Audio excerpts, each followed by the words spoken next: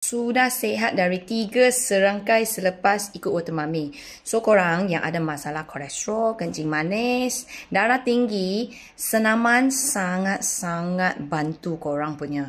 Bukan sahaja kawan-kawan ni banyak lagi kawan-kawan yang ada masalah sakit kepala, sakit leher, sakit bahu, sakit pinggang, sakit kaki, dan macam-macam sakit-sakit kat badan semakin kurang sudah. So, korang kena cari satu sebab kenapa korang nak senaman. Nak tambah senaman dekat badan. Lepas korang tambah senaman, bukan saja sakit itu hilang. Awet muda 10 tahun, perut kempis macam anak darah, bentuk badan ikan duyung. Takkan korang tak nak kan? So, kalau korang nak, jadual Water Mummy punya live senaman ialah ini. Kalau korang tak boleh ataupun tak ada masa, pagi tak ada masa, busy ke, kerja ke, korang boleh dapatkan video saya. Video saya bukan saya bagi you satu video. Saya bagi 15 video, banyak. 15 video pun bukan ratus-ratus ribu-ribu. Hanya RM9.99 sahaja. Satu set 15 video.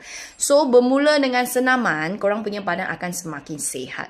Bila sihat, itu masa you nak bakar lemak, you nak buat kerja rumah, you nak berjalan naik turun tangga, you mau kurus-kurus, you mau badan ikan duyung, semua ini korang akan slow-slow dapat. Okay, so kita utamakan kesihatan terlebih dahulu. So, yang boleh join live, kita join live. Kalau tak boleh join live, ataupun saya cuti, Sabtu Ahad, korang nak semangat terus punya senaman setiap hari, then korang ikut video buat senaman.